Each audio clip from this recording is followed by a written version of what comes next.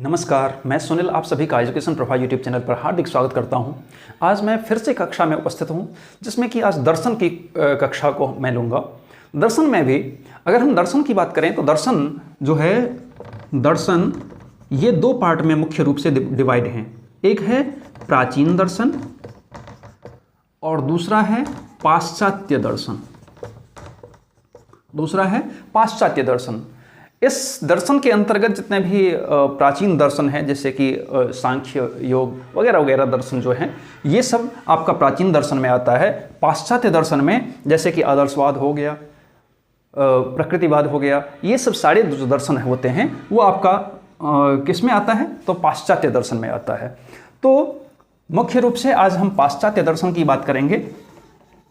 तो दर्शन में भी आज हम पाश्चात्य दर्शन में, तो दर्शन की जब हम बात करेंगे और आदर्शवाद की हम आज चर्चा करेंगे, तो आदर्शवाद जैसे कि नाम से स्पष्ट है कि आदर्श, अर्थात इसको हम आइडियलिज्म कहते हैं। अब सबसे पहले देखेंगे कि इसकी शुरुआत किसने की। तो अगर शुरुआत की हम बात करेंगे तो शुरुआत किसने की? शुरुआत की किसने? सुकरात ने। सुकरात ने शुरुआत की। ये जो सुकरात थे वो कैसे लोग थे? तो ये आध्यात्मिक थे। ये आध्यात्मिक थे।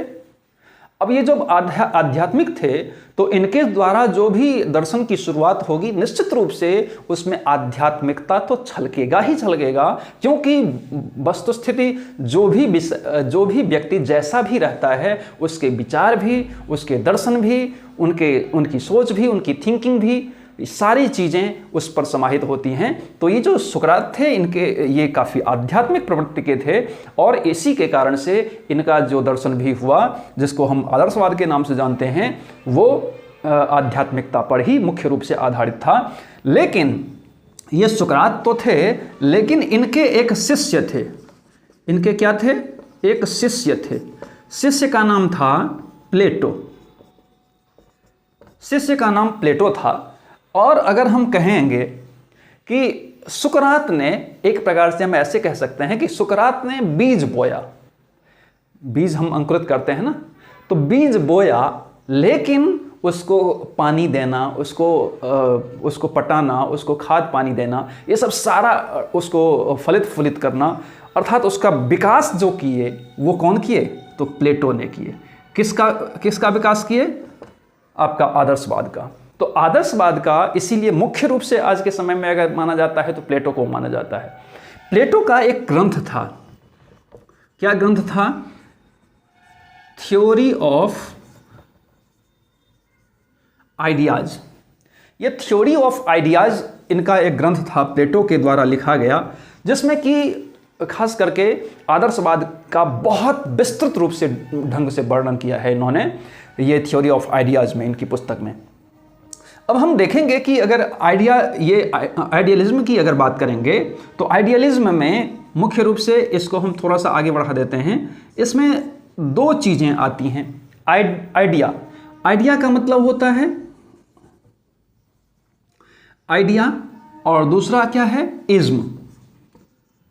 तो आइडिया का मतलब विचार से है, आइडिया का मतलब विचार से है, और इज्म का मतलब वाद से है। तो अगर हम देखेंगे कि आइडिया मतलब विचारवाद, आइडियलिज्म मतलब विचारवाद, तो इसी के कारण इसको अन्य नाम भी दिए गए। इसका नाम क्या दिया गया? प्रत्ययवाद, विचारवाद, आध्यात्मवाद,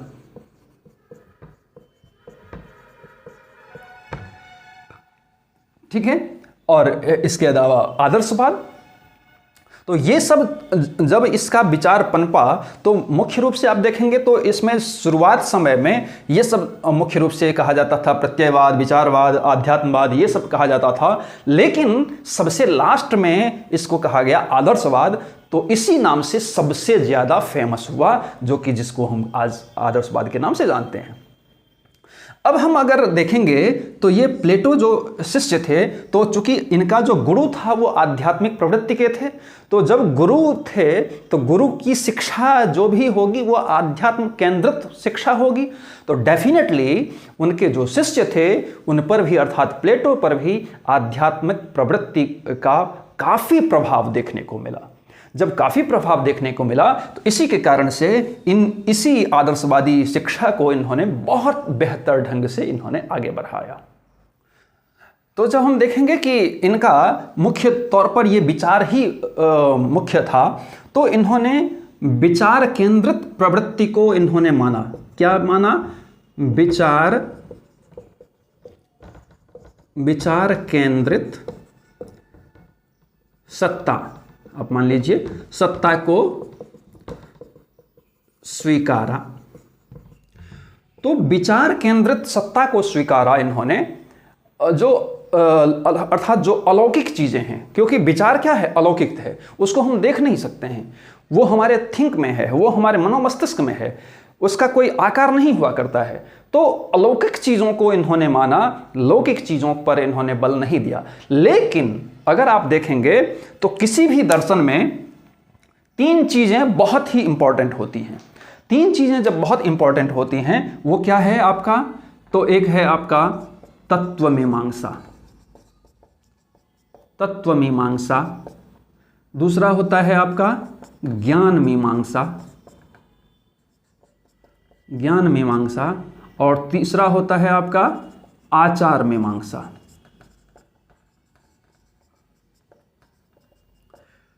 तो ये आपके तीन चीजें होती हैं। ये तत्व मीमांसा जो होता है हमेशा हमेशा हमेशा प्रकृति पर आधारित होता है। अर्थात प्रकृति पर आधारित का मतलब ये नहीं है कि वो प्राकृतिक वातावरण, वो मतलब नहीं है। मतलब ये है कि हम किन चीज़ों को मान रहे हैं? आदर्शवाद को मान रहे हैं। अब आदर्शवाद से संबंधित जो तत्व होंगे, उनके जो प्रत्यय होंगे, उनकी जो प्रकृति होगी, उसको ये क्या मानेगा? तत्व मीमांसा मानेगा। तो तत्व मीमांसा ऐसा होता है कि इसमें इन्होंने तत्व मीमांसा में जो कह सकते हैं कि प्लेटो ने इसको दो भागों में विभक्त किया। इन्होंने एक माना क्या कि वस्तु जगत, दूसरा माना विचार जगत। तो एक था इनका वस्तु जगत, दूसरा था इनका विचार जगत। कई लोग आपको ऐसा कहते हुए मिल जाएंगे कि नहीं भैया, ये जो आदर्शवादी प्रवृत्ति हैं इसमें वस्तु जगत का कोई स्थान नहीं है। ऐसा नहीं है, क्योंकि हम देख रहे हैं कि तत्व मीमांसा में ही इन्होंने दोनों चीजों को स्वीकारा है, वस्तु जगत को भी स्वीकारा है और विचार जगत को भी स्वीकारा है। लेकिन विचार जगत अर्थात जो वस्तु जगत है, इन्होंने कहा कि ये क्या है? ये लौकिक जगत है। तो ये लौकिक जगत है, तो लौकिक जगत वैसा होता है कि ये तो क्षणभंगुर है, आज है कल नहीं है। अब मान लीजिए कि ये जो मार्कर है, मार्कर जब तक इसमें इंक है तब तक ये काम का है, इंक समाप्त हो गया, ये खत्म है कहानी। अगर ये भवन है, घर है, तो इसकी जब तक लाइफ है तब तक तो ठीक है, अन्यथा की स्थिति में समाप्त हो जाएगी। अर्थात ये जो लौकिक जगत है ये क्षणभंगुर है, इसीलिए इसका कोई औचित्य नहीं है, ये श्रेष्ठ बिल्कुल भी नहीं है। लेकिन जब हम विचार की बात करते हैं तो विचार हमेशा अमिट होता है। जो हमारा आध्यात्म होता है वो अमिट होता है, क्योंकि उसका नाश नहीं होता है। तो इसीलिए इन्होंने विचार जगत को क्या माना? तो विचार जगत को अलौकिक माना। अर्थात जब हम अलौकिकता की बात करते हैं तो ईश्वरवादी विचारधारा आप ऐसा कह सकते हैं। तो इस ईश्वरवादी विचारधारा को इन्होंने स्वीकारा, और जो वस्तु स्थिति थी, वस्तु जगत वाली स्थिति थी, लौकिक जगत को इन्होंने नकारा। तो इन्होंने विचार जगत को ही सत्य जगत माना है। तो विचार जगत को इन्होंने क्या किया? स्वीकारा है। अर्थात ये क्या है? ये क्या है आपका? ये है श्रेष्ठ। इनकी नजर में वस्तु जगत की अपेक्षा विचार जगत क्या है? श्रेष्ठ है, सर्वश्रेष्ठ है। अब ये तत्व मीमांसा के बाद हम देखते हैं ज्ञान मीमांसा। तो ज्ञान मीमांसा जब, क्योंकि ज्ञान मीमांसा क्या होगा, तो जैसी हमारी प्रकृति होगी, अर्थात जैसा हमारा तत्व होगा उसी के अनुसार हमारा ज्ञान भी होगा, हम ज्ञान भी उसी प्रकार का देंगे। तो निश्चित रूप से चूंकि इन्होंने विचार केंद्रित सत्ता को स्वीकारा है, तो अर्थात इन्होंने कहा कि विचारजन्य जो ज्ञान है वही क्या है, सत्य है। अर्थात जो हमारा विचार है वो सत्य होता है, क्योंकि विचार कभी भी कहाँ से आता है, यहाँ से आता है। तो विचार जब हमारे दिलो दिमाग से आता है तो वो हमें सत्य की ओर प्रेरित करता है, न कि कभी गलत की ओर। अगर आप देखेंगे कि कोई आतंकवादी भी है, तो आतंकवादी अगर किसी को मारने जाता है तो उसका मन सबसे पहले कहता है कि भैया तुम गलत काम कर रहे हो, तुम ऐसा मत करो क्योंकि ये गलत है। आप खुद भी जब कभी भी कोई भी चीज़ छोटी से छोटी, बड़ी से बड़ी अगर गलती करने जा रहे हैं, तो आपका जो मन है वो डेफिनेटली आपको रोकेगा कि नहीं भैया ऐसा काम तुम मत करो, ये तुम्हारे काम करने के योग्य नहीं है, तुम्हें ऐसा नहीं ऐसा करना चाहिए। जो अच्छी चीज़ें हैं उसको आपको बताता है। तो इन्हीं चीज़ों को इन्होंने माना कि जो हमारा विचारजन्य जो ज्ञान होता है वो हमेशा सत्य होता है, लेकिन आप जब उस पर पर्दा डालने की कोशिश करते हैं तो वही क्या हो जाता है, ये लौकिक से संबंधित अर्थात वस्तु जगत से संबंधित नहीं। अब जब मान लीजिए कि हम कुछ गलत काम करने जा रहे हैं, हमारी आत्मा ने कहा कि नहीं भैया तुम ऐसा मत करो क्योंकि ये सही चीज़ नहीं है, लेकिन हमारे ऊपर जो ईगो है उसने कहा नहीं इसमें हमारा फायदा नहीं है और मैं कतई ऐसा नहीं काम करूंगा, मैं ऐसा ही करूंगा। अर्थात उस पर हमने पर्दा डालने की कोशिश की, हमने पर्दा डाल दिया, तो वो क्या है, ये लौकिक हमारा विचार हमने उस पर थोप दिया है।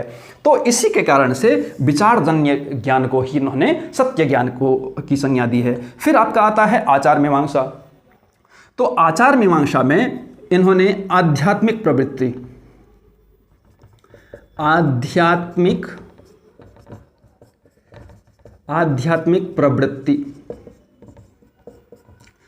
अर्थात आध्यात्मिक प्रवृत्ति जो हमारा आचार है, आचार हमारा कैसा होना चाहिए, आध्यात्मिक होना चाहिए।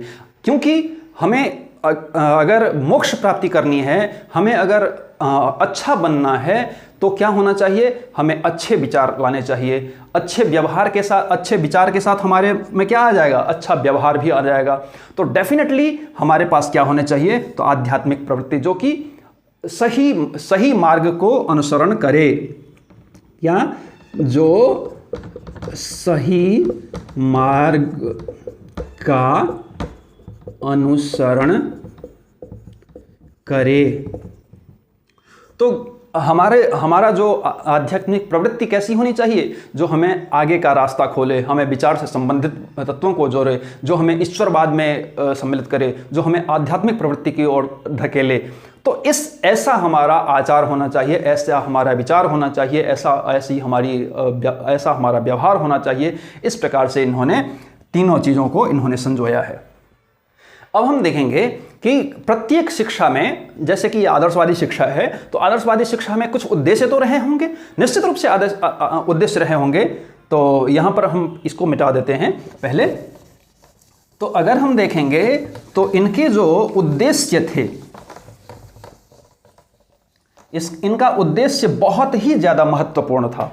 उद्देश्य इनका कैसा था, बहुत ही महत्वपूर्ण था।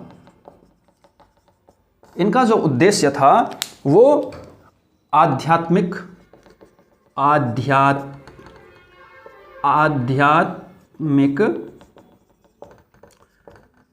प्रवृत्ति को प्राप्त करना, नैतिकता का विकास करना, फिर अच्छे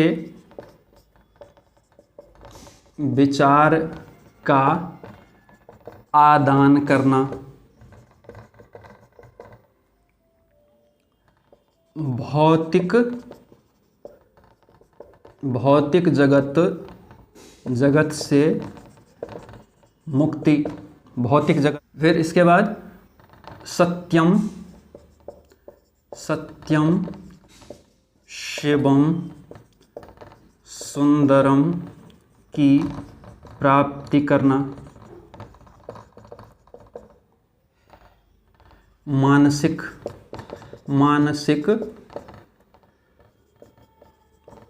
विचार को स्वच्छ करना, मानसिक विचार को स्वच्छ करना, नैतिक हो गया, चारित्रिक विकास करना।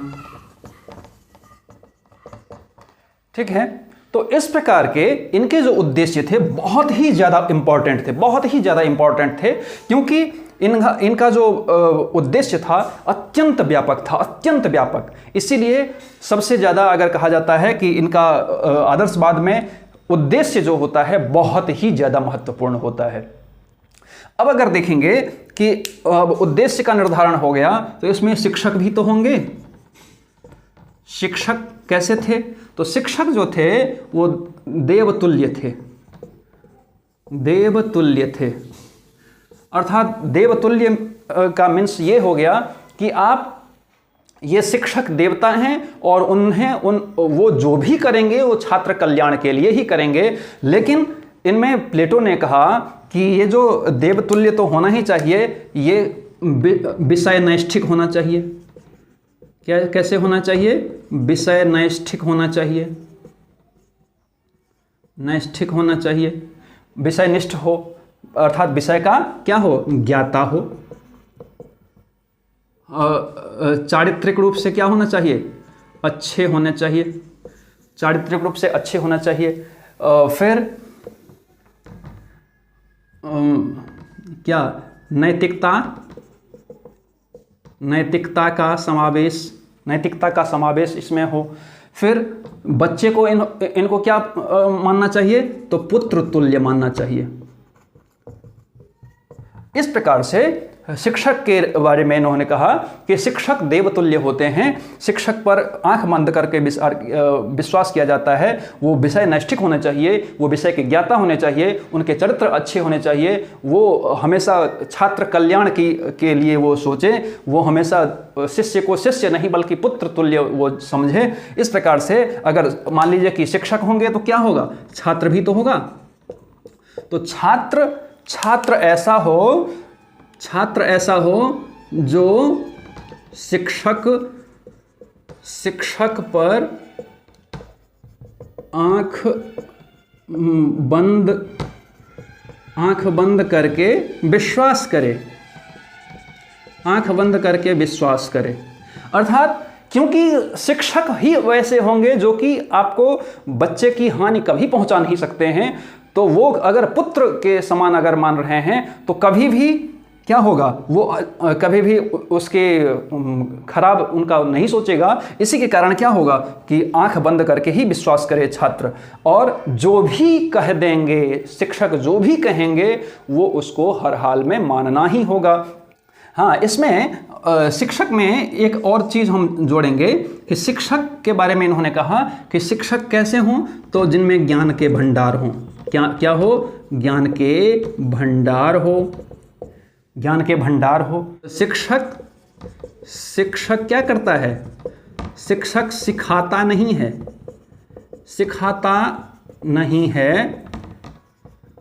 नहीं वरन बनाता है।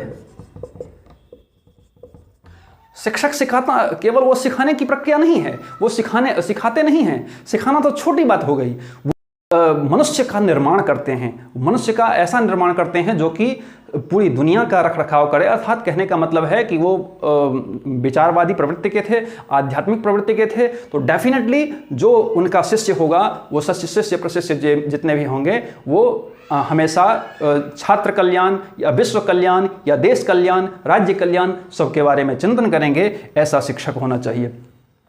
फिर अगर हम पाठ्यक्रम की बात करेंगे तो पाठ्यक्रम जो था, पाठ्यक्रम की बात करेंगे,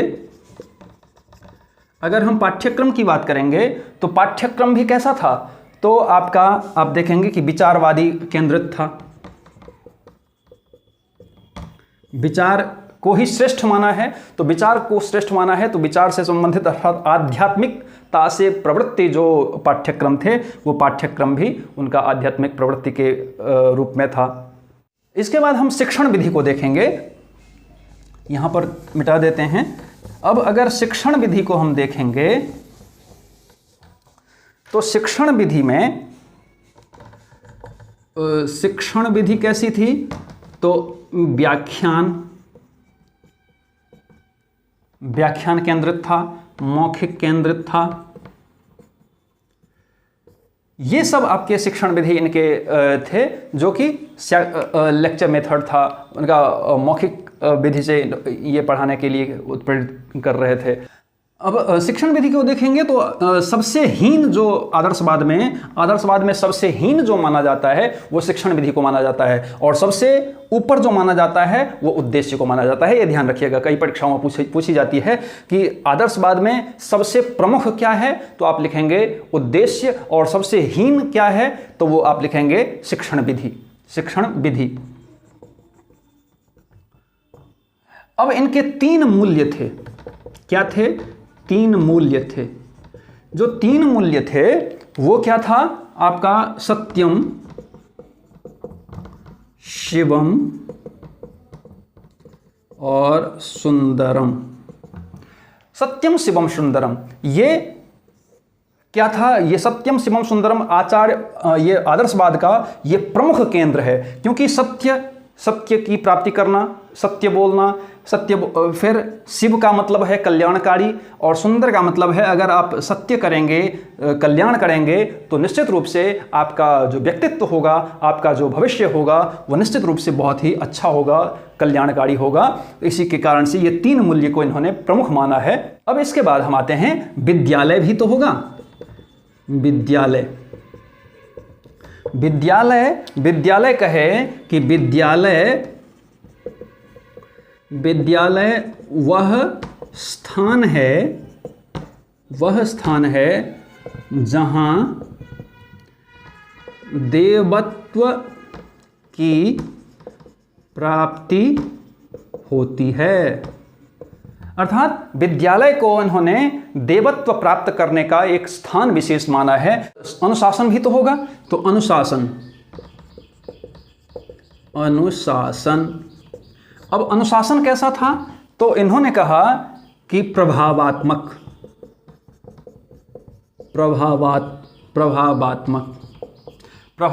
हो, स्वानुशासन